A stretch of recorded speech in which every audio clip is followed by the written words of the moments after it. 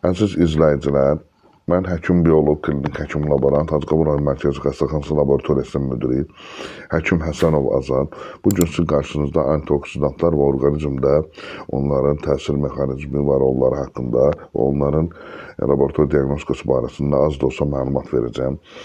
İnşallah. Antioksidantlar nədir? Antioksidantlar orqanizmdə bir qrup zərərli maddələr vardır ki, məsələn, onlardan sərbəst radikallar var. Onların təsir mexanizmini azaldan və oksidativ stresin qarşısını alan maddələrdir. Bunlar nə deməkdir? Yəni, tutaq ki, bir qrup zərərli maddələr vardır ki, onlar insan hüceyrələrinə ziyan verəcəklər. Antioksidantlar onlarla reaksiya edəcək, onların təsir mexanizmi azaldır və hüceyrəni stabil şəkildə saxlayır, o zərərlərdən qoruyur. Və bununla da ürək-damar, şəkər, xərçəng kimi və digər xroniki xəstəliklər vardır ki, onlara insan orqanizmi tutulmasından, insan orqanizminin elə bir qarşısını alır. Və antioksidantlar iki yerə bölünürlər. Endogen və eksogen. Endogen antioksidantlar orqanizmin özü tərəfindən istehsal olunur. Glutationdur bunlara aid, ondan sonra katalazadır, Q10'dur və s. çoxsunu saymıram. Və eksogen antioksidantlar vardır ki, məsəl üçün bunlara karotinoidlər deyirlər, beta-karotin, likopen deyirlər, lütein deyirlər və həmçinin vitaminlər aiddir və həmçinin minerallar aiddir və həmçinin flavonoidlər aiddir. İndi mən bunları açıqlamıram, yəni əsas məlumatı verim sizə, anlayış olaraq məlumat verdim.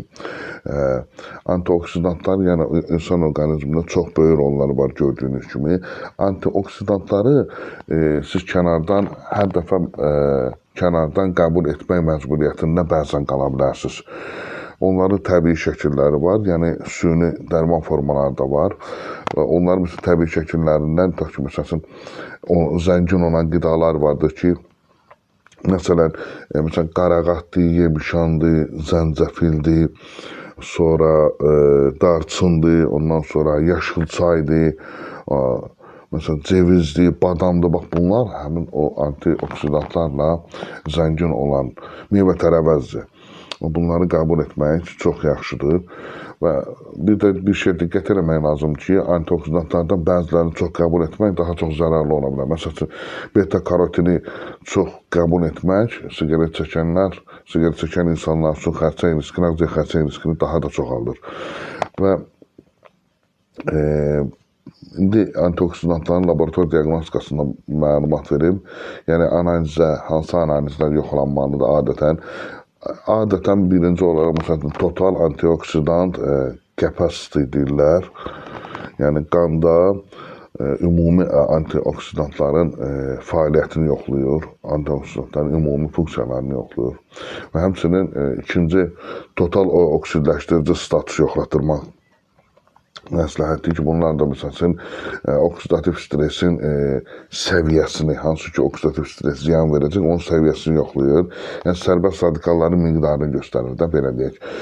Daha çox sonra mineralları və vitaminlərin səviyyələrini, məsələn C vitamininin səviyyəsini, Y vitamininin səviyyəsini yoxlatdırmaq, həmçinin minerallardan məsələn seleniumdur, sinkdir və digər mineralları da yoxlatdırmaq məsləhətdir. Sonra antioksidant fermentlərin aktivliyini yoxlatdırmaq lazımdır qanda. Sonra malondialdehidlər var, onları yoxlatdırmaq lazımdır. Çünki onlar da lipid peroksidasyonunun son məhsuludur ki, hansı ki sərbəst radikalların lipidlərə verdiyi zərəri göstərir. Bununla qiymətləndirməsi belə olur ki, əgər orqanizmdə hansısa bir antioksidantın səviyyəsi azdırsa, onu mütləq bərpa etmək lazımdır ki, insan orqanizmi o xroniki və digər ağır xəstəliklərə qarşı mübarizədə möhkəm olsun. Diqqətinizə görə çox sağ olun. İnşallah gələcək videolarda da digər xəstəliklər və onların laborator diaqnostikası barəsində söhbət açacaq inşallah.